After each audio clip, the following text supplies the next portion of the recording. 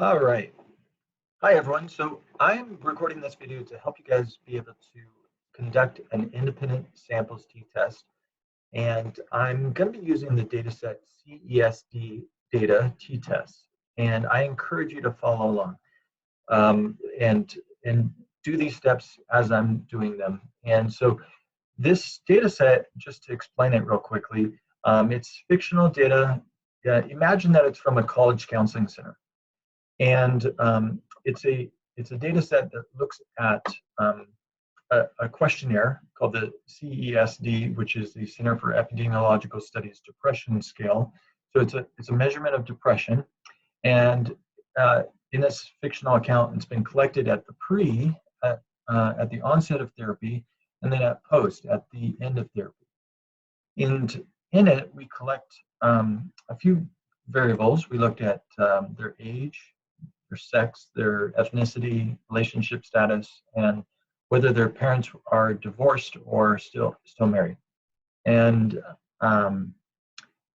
so for the independent samples t-test, what we're going to look at is actually we're going to look at, for this question, I want to look at the question, is the participant's sex related to their depression score at the beginning before they've received treatment? So is it related to their CESD pre-score is the name of the variable. Now, anytime you do an independent samples t-test, there's some assumptions that you have to check. The first assumption is the assumption of random sampling. I mentioned this in class, but you can always assume this assumption. So unless there's any indication that it isn't a random sample, just go ahead and assume that. So in this case, we're going to assume that. The second assumption is the scale of measurement. So we're going to be using an independent variable of sex. Now, this is obviously not something that we manipulate, but we can think of it as sort of a causal variable. Usually, the independent variables are cause. So the idea, like maybe our sex and all the hormones and the brain structures and the neurotransmitters, maybe there's something biological that could be related to our depression, or it could, of course, be cultural factors and other things like that. So this question of, does sex affect this other variable all the way at the end here of depression, CESD pre? So our variables are the sex is a nominal variable. This one, it's labeled correctly, and you can tell that it's labeled correctly because these are all numbers ranging quite a bit. These numbers represent scores on this questionnaire, and so this is a continuous variable. It's it's an interval or ratio variable. So we could say that the scale of measurement assumption is met. We have the right type of variable to do the t-test. Now, the third assumption is normality. And so to test normality, I want to do it in two ways. First off, we can look at it graphically, and we can look and see visually, does it look normally distributed? So I want to start with that. This isn't required for your homework, but it's a helpful thing to do. So you can go to Graphs, Chart Builder, and I'm going to create a histogram. and a histogram is a type of bar chart. So I'm going to go right here and double click this. It's well, let me reset it. So double click it, and then I'm going to go down and select CESD pre, and I'm going to drag and drop that to the X axis. So let's go ahead and do that. And then we can also ask for a normal curve to be displayed on the histogram. So I'm going to click this box here and click OK. Now, if I bring the output over, you'll be able to see that our data looks a little bit skewed. So we can see that most of the data is here at the lower end, but there is a bit of a tail, especially these values right here, where some of the high-end scores seem to be more common than we might expect from a normal distribution. So this doesn't exactly look normally distributed. It doesn't look radically different from it. So So this is a case where I'm not sure. I can't tell visually if we should consider this normally distributed. So what I'm going to do is I'm also going to do analyze. I'm going to click on descriptives, and I'm going to do a descriptive statistics of this variable. This is the one we're looking at, CESD pre, and I need to ask for the skewness and kurtosis. Well, I already did this, so it's already clicked, but you'll need to click skewness and kurtosis, click continue, and then OK.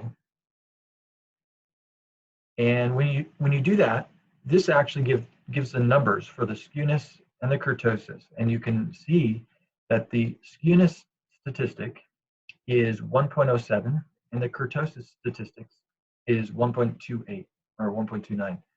Now, if you recall, we decided, or I told you at the earlier section that to be normally distributed, the skewness and kurtosis both need to be between -1 and 1.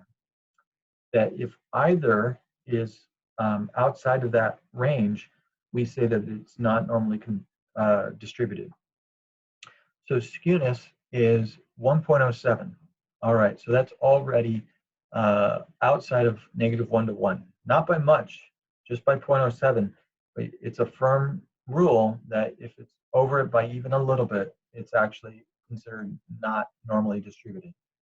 And then if we look at kurtosis, we have also a problem there. So we have the kurtosis is 1.29, and that also is outside of -1 and 1. So here we have a case where we have a non-normal distribution.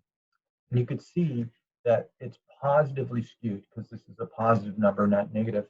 That fits with what we see here. Like there's some values at the positive, on the positive tail. So we have not met the assumption of normality. This assumption is violated for the independent samples t-test. Nevertheless, we're going to keep going, sort of ignore it, and and so the fourth assumption is actually the assumption of equality of variance. So this assumption you cannot test until you actually run the t-test. SPSS puts it all together. So I'm going to go to, I'm going to run a t-test. I'm going to go to Analyze, Compare Means, and I'm going to click on Independent Samples t-test. And, well, I had to reset it there, but I'm going to look at CESD pre. That's the test variable. This is the continuous variable up here. So it should have the ruler and go there. And then we have a grouping variable. Well, we're looking at gender or sex, and we're going to put that here. So we're going to define the groups. Group 1 is males, and group 2 is females. And that's it. And so I'm going to click OK. And we see here that males had a mean score of 14.63, and females had a mean score of 16.29. So males in our sample scored lower than females on depression. Now, the question is that significant? Well, before we get into whether it's significant or not, we have to look at whether the assumption of equality of variance, again, also known as homoskedasticity, also known as homogeneity of variance, we have to test and see if that's met. And so we come here for that question. And unlike most of the time, significance is a good thing. We want our p-value under 0.05. Well, the exception, sorry, is for this one here. If it's significant, that means the assumption of equality of variance is not met. It's violated. Well, good news, this is not significant. It's not less than 0.05. So we can say that the assumption of homoskedasticity, assumption of equal variance, is met. So we are good to go. The t-test will give us accurate p-values. That's essentially what it means, is that our p-value here is going to be accurate as to the significance of the finding. So we're going to look here on this line, equal variance is assumed. We're going to come over and we're going to find the t, the df, and the significance. And so the t value is negative 1.62. The df is 318. And the significance is 0.106. So this is the p-value. P equals 0.11.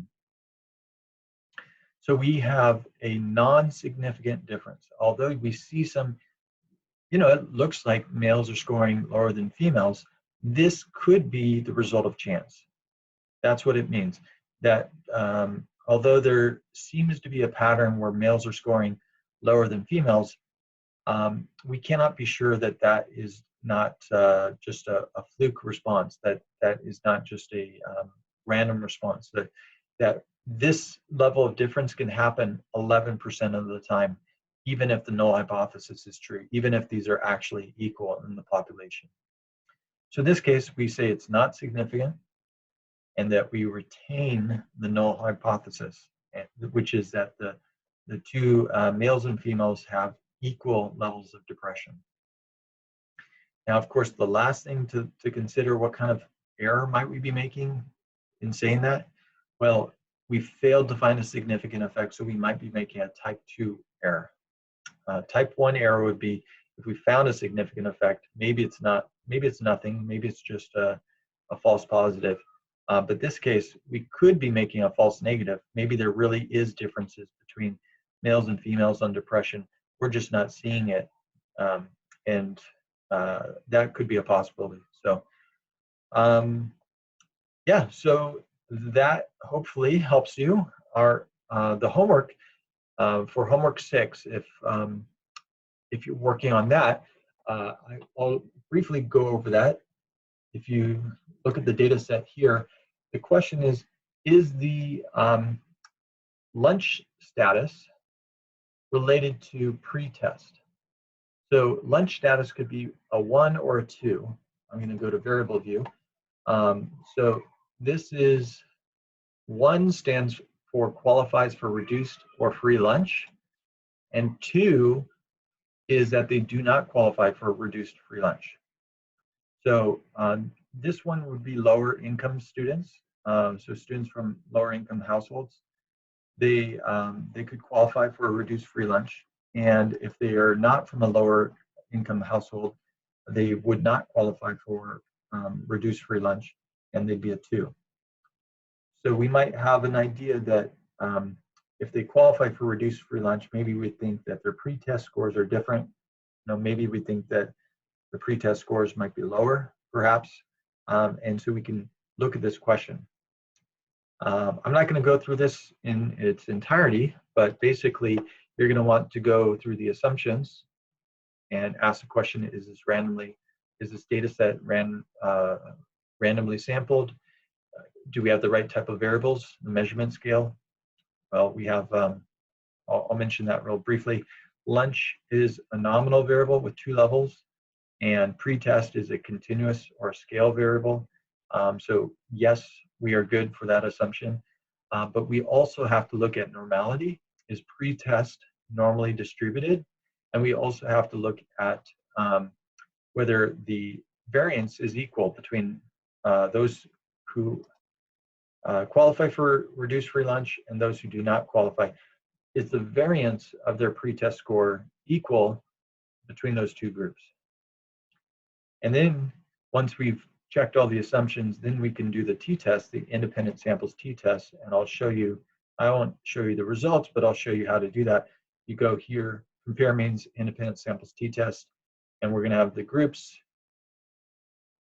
are the reduced free lunch. So the variable lunch is our grouping variable, and I'm going to define the group as 1 is 1, and 2 is 2. And then the test variable is pre-test. And then you can click OK and see what the results are. So I won't run that for you, but hopefully that will help you get going on that.